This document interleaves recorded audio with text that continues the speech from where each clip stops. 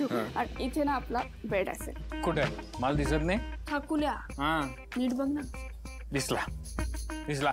ह्याच्यावर झोपून आपण तासन तास आपल्या फ्युचर बद्दल प्लॅनिंग करायचं.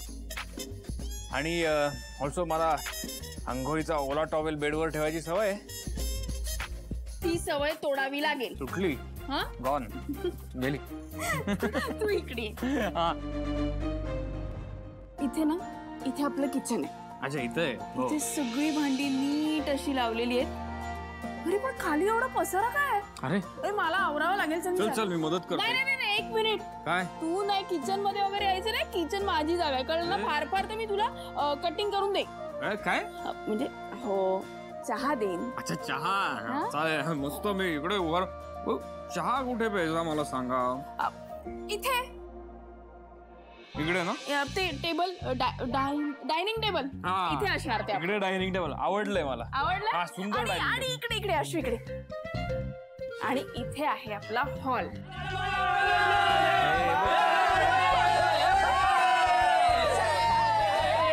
तुम्ही कधी आलात?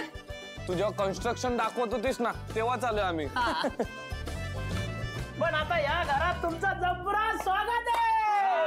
अरे स्टेपनी भावा त्याला गृहप्रवेश म्हणतात. ते गृहप्रवेश तेच करतोय आम्ही. पण हे सगळं कशाला करताय? करू दे. अगं कशाला म्हणजे तिथे तुझा गृहप्रवेश झाला का नाही ना. मग इथे तरी व्हायला पाहिजे की नाही. अरे पण एवढा तामझाम कशाला? आता तामझाम कसला.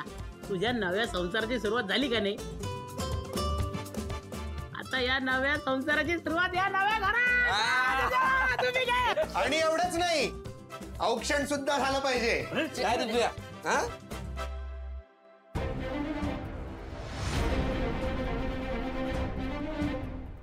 हो शिवा ही इथे कशाला आली.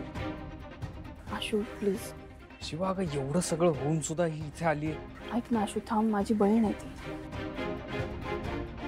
शिवा तिने तुझ्याबरोबर एवढं सगळं करूनही तू ऐक नातं नाही ना तोडू शकत. अगं पण आशू हे बघ तुझा राग अगदी बरोबर आहे योग्य आहे. आणि दिव्याला काय शिक्षा द्यायची ती मी बघतो. तू त्याची काळजी करू नकोस. पण इथे नको. आत्ता तिला थांबू दे प्लीज. सीता सगळे जेवायला वाट बघतायत. सर मला नाहीये भूक. तुम्ही जेवून घ्या. सीता आज सगळेच थकलेत. आपण सगळेच 2-2 घास जेवून घेऊयाच. मग तुम्ही घ्या ना जेवून. मला नाही यायची. असं काय करते सगळं. चल. अहो आज लग्न झालंय तुमच्या मुलाचं.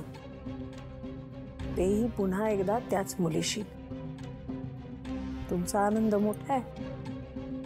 तुम्ही घ्या जेवून. सीता आपला आशू स्वतःच्या मनानं या घराबाहेर गेलाय. आशू आता मोठा झालाय. तो स्वतःला सांभाळू शकतो. एवढा तरी विश्वास आपण दाखवूया ना. कसा दाखवू विश्वास? अहो शाळेच्या सहलीला जायचा ना तेव्हा सुद्धा हुरहुर असायची मनात माझ्या. आणि आज तर तो घर सोडून गेलाय. त्या मुली बरोबर त्या वस्तीत. नाहीये सवय त्याला त्या सगळ्या वातावरणाची. 4 दिवस तिथे जाऊन राहणं वेगळं आणि असं हट्टाने घर सोडून जाणं वेगळं. त्या मुलीला सवय असेल ह्या सगळ्याची. माझ्या आशूला नाहीये. एका दिवसात आजारी पडेल तो. तुम्हाला माहितीये ना त्याला जेवायला कसं लागतं सगळं. सीता या सगळ्याचा त्यानंही विचार केला असेलच ना. त्याशिवाय का तो इतक्या ठामपणे बोलला. तो म्हणाला आणि तुम्ही बाप म्हणून निर्धास्त झालात. पण मी आई आहे त्याची. मला कळतंय त्याला किती त्रास होणार आहे या सगळ्याचा. जेवलाही नसणार आहे आज तो. आणि मी जेवू माझ्या घशाखाली घास उतरणार नाही.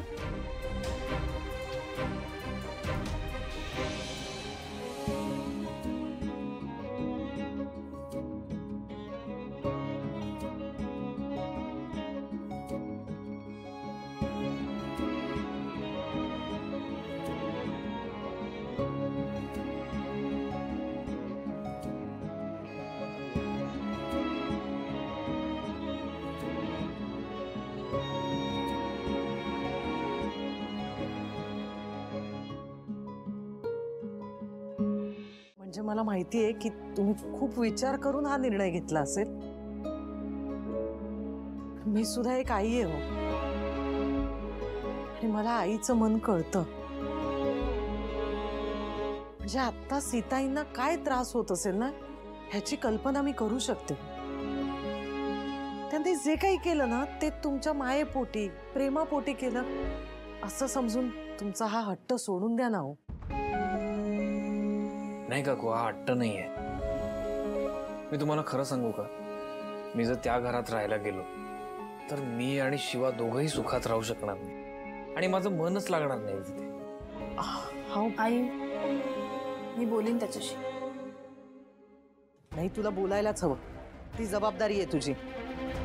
लोक असं म्हणतात की सून घरात आली ना की आई आणि मुलामध्ये दुरावा तयार करते.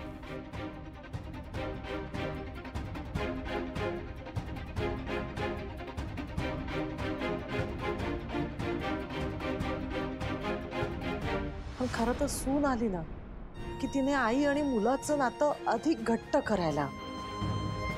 आणि हे आता आई